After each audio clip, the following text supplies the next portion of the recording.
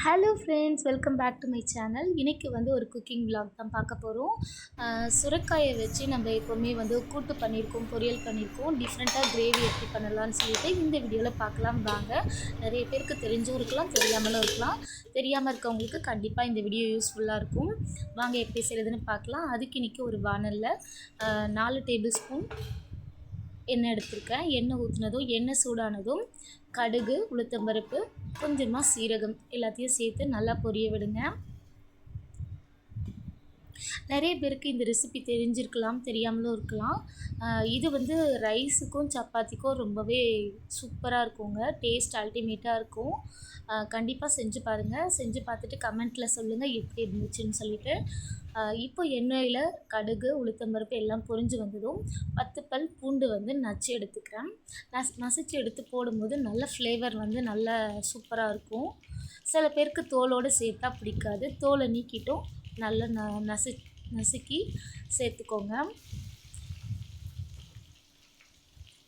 அதோட 2 வெங்காயம், பெரிய வெங்காயம் நான் சேர்த்துருக்கேன்.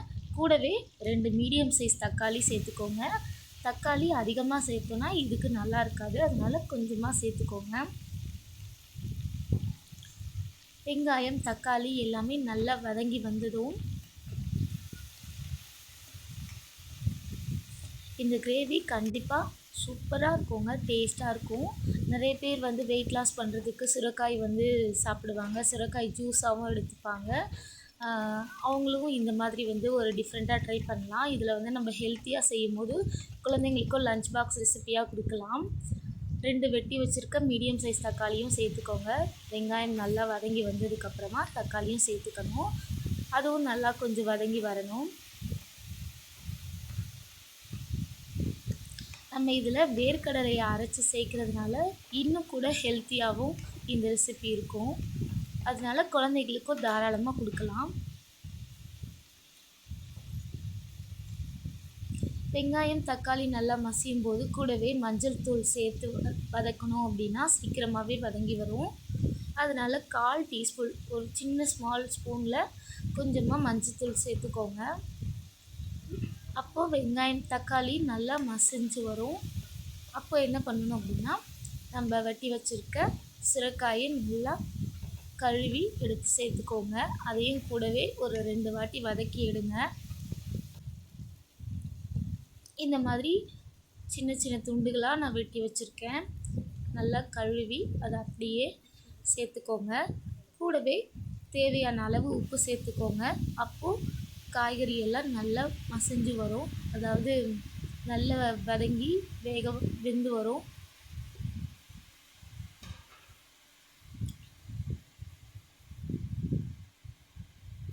நான் வந்து பொரியல் செய்யும்போது மோஸ்ட்லி இந்த வேர்க்கடலையை சேர்த்துருக்கேன்.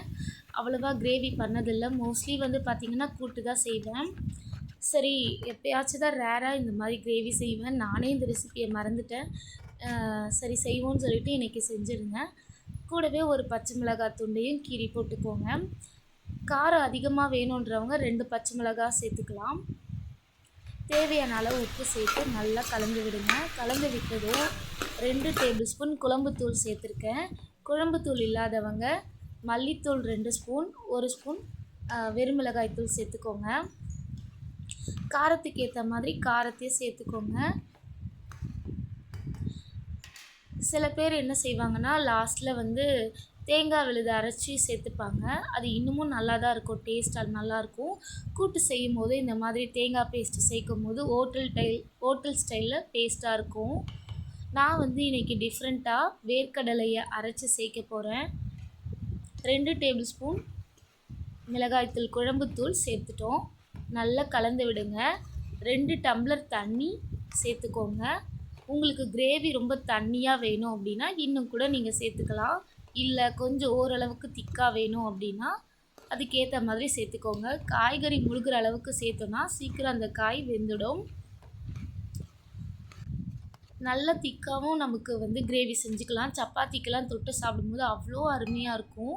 நான் இன்றைக்கி 2 கிளாஸ் தண்ணி சேர்த்துருக்கேன். மூடி போட்டு நல்லா காய் வேக வச்சுருங்க. அதுக்கப்புறம் வறுத்த வேர்க்கடலையோட சோம்பு ஒரு 1/4 டீஸ்பூன் சேர்த்துக்கோங்க. 2 வரமிளகாய் சேர்த்துருக்கேன். உங்களுக்கு காரம் அதிகமாக சாப்பிடுவீங்கன்னா 4, 5 கூட சேர்த்துக்கலாம். நல்லா இந்த மாதிரி கொரகொரப்பாக அரைச்சி எடுத்துக்கணும். நைஸாக அரைச்சிடாதீங்க. நல்லா கொரகொரப்பாக அரைச்சி எடுத்துக்கோங்க. அவ்வளோதாங்க. காய் நல்லா வெந்துருச்சு அப்படின்னா இந்த நம்ம அரைச்சி வச்சுருக்க விழுதை எடுத்து இது கூட கலந்து நல்லா ஒரு 2 to 4 நிமிஷம் வந்து கொதிக்க விடுங்க. அருமையாக சூப்பராக டேஸ்டியான ஒரு சுரைக்காய் கிரேவி வந்து ரெடி பண்ணிட்டோம். கண்டிப்பாக ட்ரை பண்ணிவிட்டு எப்படி இருந்துச்சுன்னு சொல்லுங்கள். இது வரைக்கும் என்னோடய சேனல் சப்ஸ்கிரைப் பண்ணாமல் பார்க்குறீங்க அப்படின்னா சப்ஸ்கிரைப் பண்ணிவிட்டு பாருங்கள். இந்த வீடியோ பிடிச்சிருந்தால் லைக் பண்ணுங்கள் ஃப்ரெண்ட்ஸ். கமெண்ட்டில் எப்படி இருந்துச்சுன்னு சொல்லுங்கள். என்னோடய சேனலுக்கு சப்போர்ட் பண்ணுங்கள். Thank you friends. நெக்ஸ்ட்டு விலாகில் கண்டிப்பாக உங்களை சந்திக்கிறேன்.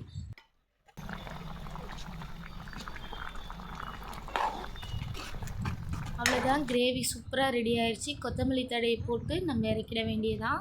சுட சுட சாதத்துக்கும் சரி, சப்பாத்தி, இட்லி, தோசை எதுக்கு வேணாலுமே இந்த மாதிரி ரெசிப்பியை சாப்பிடலாம்.